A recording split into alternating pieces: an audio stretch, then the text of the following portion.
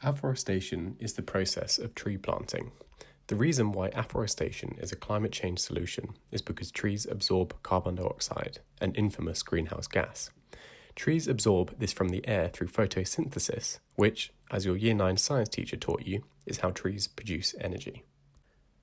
Trees absorb more carbon than other land uses, so it makes sense to increase the amount of woodland covering the Earth's surface and reduce the land cover of other uses. When there are more trees, there will be more transpiration leaving the leaves.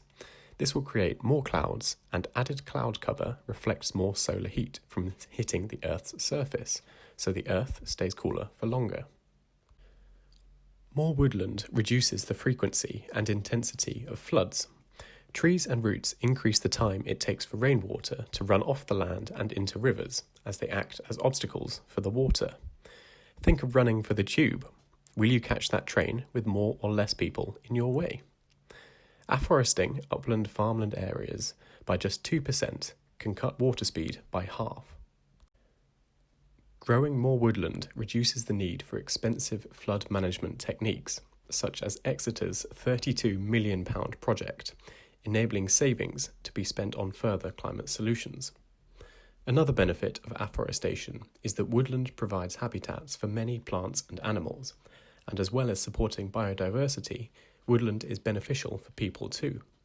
If access rights are adjusted to allow the public into woodland where it was previous private land, it will provide vast areas for leisure, boosting physical and mental well-being. Afforestation is a popular solution because it is clear. The public can see, hear, and feel a change in their environment when trees are close by. To plant a tree is beneficial not only for the climate, but for local communities too. More Trees is a volunteer-reliant organisation based just south of Dartmoor in Totnes. Here, bi-weekly meets allow volunteers to pick seeds, plant saplings, sip tea, and preserve grown trees. These trees are taken to Blackingstone Rock in north-east Dartmoor.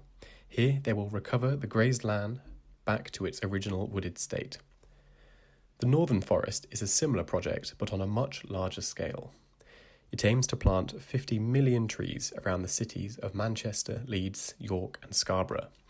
In doing so, it will create thousands of jobs, reduce flooding and improve the health and well-being of the locals. All 13 million of them. This all sounds great, but what are the limitations of afforestation?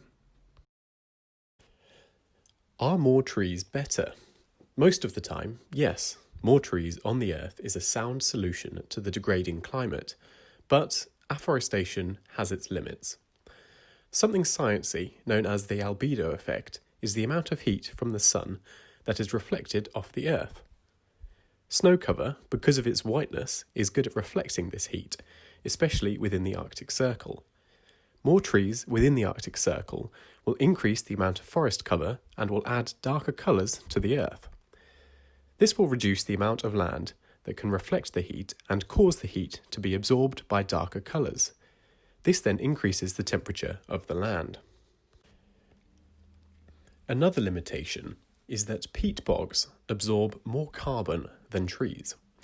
In areas of Scotland where afforestation has happened, over-enthusiastic foresters have planted trees on these peat bogs, which breaks up the peat and causes landslides, releasing the trapped carbon from the peat back into the atmosphere, leaving them to start from square one again.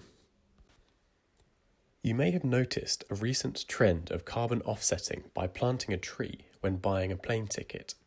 The issue with this is that it takes a tree around 20 years to reach its peak absorption stage, whereby that time the carbon released into the atmosphere from the original activity, like your flight to Ibiza, has probably already caused its damage, more so than that night of 2-for-1 cocktails on the strip. The type of tree grown is an issue too. Eucalyptus and pine are quick growing, but offer limited positive social impacts once fully grown. Pine forests are dark, dense, and lack biodiversity. Imagine a green desert, whereas native woodland, made of oak, birch, and hazel, take longer to grow but absorb greater amounts of carbon and are richer in biodiversity. To conclude, This video has highlighted the exciting potential of afforestation as a climate change solution because of its carbon sequestration and societal benefits. But we must be aware of its limitations of planting location, growth delay, and species selection. The world needs more trees, so pick up a spade, grab a sapling, and grow a tree.